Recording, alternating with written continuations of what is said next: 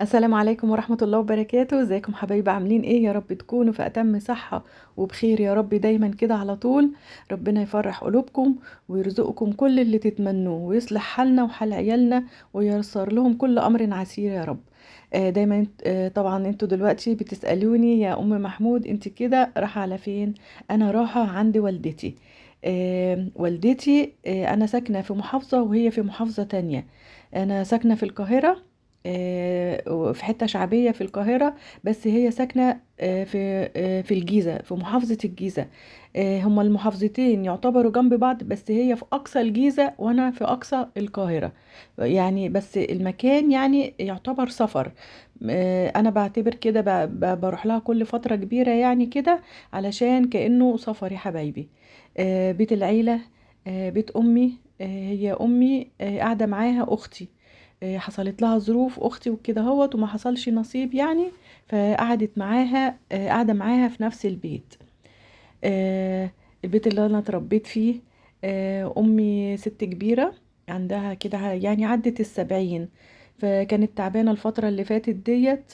فقلت اروح اقضي معاها يوم الاجازه، عشان انتوا عارفين المدارس بقى والدروس والانشغالات مع الولاد وكده ما بيخلينيش ابقى فاضيه الا انا اروح على طول، بس مع بعض يعني. الحمد لله في طرق تانية اللي هي نسأل عليها ونطمن على بعض، يعني التليفون، واخواتي برضو اوقات بيجولي. الحمد لله الحمد لله. طبعا قالت لي هي ايه، قالت لي يا ام محمود، عارفه بقى اللي انا عندي قناه بقول لها على كل متابعيني، يعني بحكي لها على كل حاجه. متابعيني بيقولوا عليا كذا وبيقولوا كذا وبيقولوا كذا، يعني بقول لها على كل حاجه بصراحه.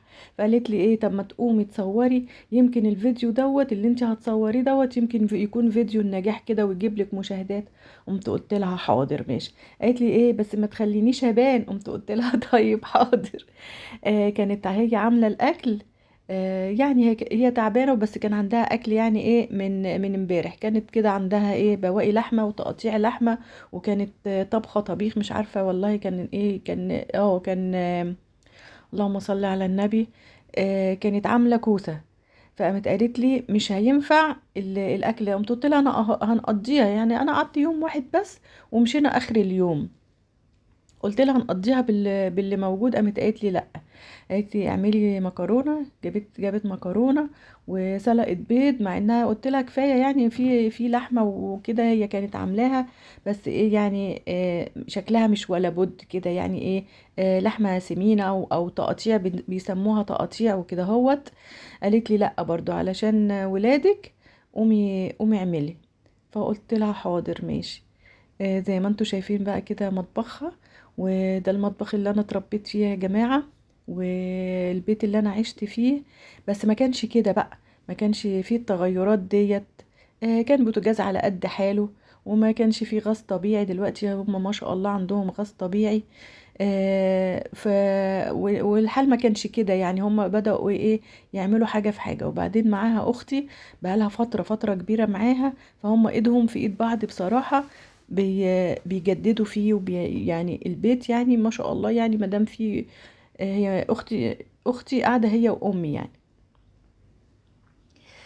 فاللهم صل على النبي. قمت قلت لها حاضر انا ايه، انا هعمل الاكل. بس ايه، كانت بنتي عيانه، قمت قلت لها خلي بالك منها، يعني تسخن معرفش ايه كده. العيال في الفتره ديت وفي الوقت ده بيسخنوا بسرعه. اهو بصوا الاكل. قامت قالت لي لا ما ينفعش الاكل دوت عشان ايه، عشان العيال وكده هم. فالبيض بقى وكده والمكرونه قضينا بيه.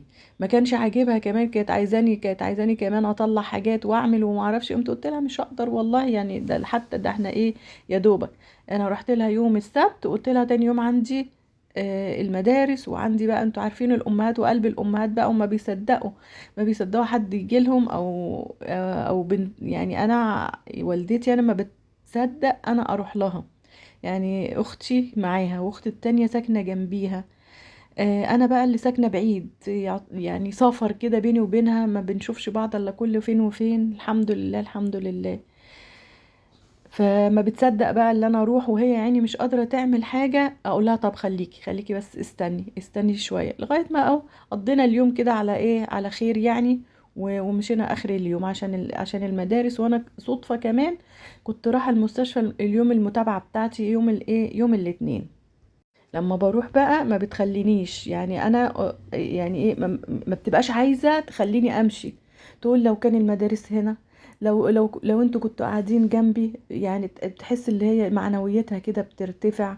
وانا والله العظيم نفسيتي بتبقى كويسة، وبنسى اي تعب، وبنسى اي مشاكل عندي في بيتي، ولا بنسى كل حاجة. الام لا تعوض، لا تعوض، لا تعوض، مهما تكون كبيرة او تعبانة. يعني انا والدتي بقول لكم معدية ال70 الحمد لله، بس مجرد ما بشوفها كده بحس ان انا طفلة كده، يعني كفاية بس اللي هي تقعد تطبطب عليا كده وكأني لسه عيلة صغيرة، وتفضل تقولي خدي بالك من نفسك، طب اجيب لك كذا تاكلي، طب اجيب لك، اقول لها ما تشغليش بالك، طب انا اللي هعوزه هقوم اعمله، انا اللي هعوزه هقوم اجيبه، بس انت خليكي بس. وما بتبقاش عايزه تقعد خالص مع انها تعبانه طبعا. الناس الكبار دولت بيبقى بتقوم وتقعد بالعافيه، فما بتصدق بقى. والعيال طبعا عيالي تفضل تقول لهم كل واحد آه، تاكل ايه، لا انت ما اكلتش، لا انت ما شربتش، لا انت ايه ده، لا ما اعرفش ايه. يا ربي بحس ان انا بنروح نتعبها. بس برضو الام ربنا يحفظها كده ويديها الصحة. الام لا تعوض في البيت. كفاية اللي الواحد بيخش كده فين امي، فين يجري كده عليها جري كده. ربنا يا رب ما يحرمكم من امهاتكم، وما يحرمكوش من الاحساس الحلو اللي الواحد يعني احساس طمأنينة كده ما دام الام في البيت. الواحد بيطمن كده وبيحس اللي هو لسه صغير. يعني انا الحمد لله، يعني انا مش يعني مش كبيرة قوي. انا كل الموضوع يعني ايه 42 سنة. انا اول مرة اقول لكم على سني الحقيقي. بس برضو ايه، يعني انا يعني كبيرة وعندي ولاد كبار والكلام دوت كله. بس برضو الام يا جماعة بتبقى احساس تاني. ربنا يا رب كل اللي محروم من امه يا رب يا رب يا رب كده يصبره، ويبارك في عمر الامهات اللي موجودة واللي عايشة.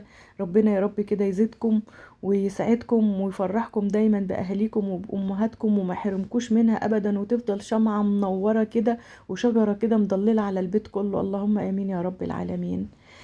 آه رجعت كده ايه يوم انا بالنسبة لي كده من ايام زمان، من ايام اللي انا ايه قاعدة بقى وفي بيت ابويا وفي بيت امي ومع امي واعمل لها. كانت كل ما اجي تقول لي لا اوعي تقومي، اوعي تقومي. طبعا الظروف اللي انا كنت مريت بيها التعب بتاعي وكده، يعني اروح لها يوم كده ما تخلينيش اعمل حاجة ابدا. فحسيت بقى اللي هي ايه ادتني الفرصة المرة دي. قمت ايه حسيت بقى كده اللي انا صاحبة بيت. يعني كنت باجي بصراحة بحس ان انا ضيفة لما ما بتخلينيش اعمل معاها حاجة، وما بتخلينيش امد ايدي في حاجة، ما بتخلينيش اروق لها. تقولي لا اختك موجودة، ولاد اختك موجودين، ما تعمليش حاجة انتي، خليكي انتي وخليكي بس خلي بالك من ولادك وخلي بالك من صحتك. انا يعني ببقى عايزه الكلام دوت تقوله لي وكده، بس في نفس الوقت ببقى ايه بحس ان انا غريبه. مش بحس ان انا ايه لسه زي ما انا كنت عايشه في البيت وبعمل وبتحرك فيه. لا بحس ان انا غريبه، بس برضو ما بحسسهاش بالاحساس دوت. اقول لها طيب ماشي. فالمره دي بقى ايه عشت يوم كده من ايام اللي هو ايه بيت الاهل دوت اللي ما يتعوضش. وربنا كده يا رب ما حرمنا كده من عطف اهالينا علينا، ولا من حنية اهالينا علينا. مهما هم كانوا عظم في قفة، برضو احنا محتاجينهم في كل وقت. ومحتاجين دعواتهم ديت هي اللي بتخلينا نقاوم تعب الحياة. الواحد بيروح. انا رحت عندها كنت تعبانه، كنت تعبانه نفسيا، ضغوط ومشاكل الحياه والتعب وكده هوت. رجعت عندي طاقه ونشاط اللي انا اقدر اكمل واقدر اقاوم. خلصت كده بقى الروتين، والعيال ما شاء الله كلهم قعدوا، وفي نفس الوقت برضو ايه انا كده رجعت بيتي. كنت غاسله البطاطا ديت وما كنتش ايه سويتها. اللهم صل وسلم على سيدنا محمد وعلى اله وصحبه وسلم. قالوا لي يا ماما، قالوا لنا بقى ايه، قالوا لي اعملي لنا البطاطا عشان كانوا عايزين ياكلوا منها. يعني احنا كنا جايين كومبليت يعني، وكنا شبعانين ومية مية وبس برضو ايه قالوا لي ايه يا ماما اعملي فعشان اسوي البطاطا بسرعه سخنت كده شويه ميه ورصيتها زي ما انتوا شايفين كده اهوت في الصينيه، وحطيت عليها حبه سكر وغطيتها بقماشه وحطيتها تستوي على النار، ما حطيتهاش جوه البوتاجاز خالص، ما حطيتهاش في الفرن يعني. سويتها، بس انا يعني نسيتها شويه، فهي اتلسعت من تحت شويه، بس كان طعمها حلو كانها ايه زي المشويه. هتشوفوها. بس الاول بقى نقول الدعاء بتاعنا: اللهم استرنا فوق الارض وتحت الارض ويوم العرض عليك، اللهم ارحم امواتنا واموات المسلمين، واشف مرضانا ومرضى المسلمين، وسد الدين عن المدينين، اللهم ارزق كل مشتاق للذريه الصالحه عاجلا وليس آجل، اللهم لا تجعلنا من الذين ضل سعيهم في الحياة الدنيا وهم يحسبون أنهم يحسنون صنعا. يا رب يا رب كل اللي له أمنية تتحقق عاجلا وليس آجل يا رب العالمين. ربنا يا رب كده ما يحرمنا من احتضان أهالينا لينا، وما يحرمهمش برضو مننا، عشان يعني هم بيعتبرونا نور عينيهم. لا حول ولا قوة إلا بالله العلي العظيم. بصوا البطاطا دي ما بتاخدش وقت خالص، يا دوبك بصوا من يعني حوالي نص ساعة كده أو نص ساعة و5 دقايق. بس أنا بقول لكم اللي أنا إيه سبتها شوية، فالسكر اللي أنا حطيته كرمل من تحت وسود شوية، بس اداها اللسعة اللي هي إيه بتديها إيه طعم اللي هو إيه طعم الشوى، مش طعم اللي هي بطاطس البطاطا المسلوقة وخلاص، لأ، طعم اللي هو البطاطا المشوية. اهي بصوا ما بتاخدش وقت خالص، كانت طعمها بصراحة كانت طعمها حلو، وما بتبقاش مسكرة قوي من السكر، ما تقلقوش يعني، لان السكر اغلبيته بيبقى في القاع تحت. وطبعا القماشة اللي انا حطيتها عليها من فوق ديت قماشة مبلولة وكمرتها كده، ولو لقيتها نشفت شوية بقيت انديها كده بايديا بشوية مية وغطي عليها واكون موطية عليها العين يعني. زي ما قلت لكم بتاخد حوالي يعني نص ساعة كده او ساعة الا تلت بالكتير يعني. وهي يا رب الفيديو بقى يعجبكم، والسلام عليكم ورحمة الله وبركاته.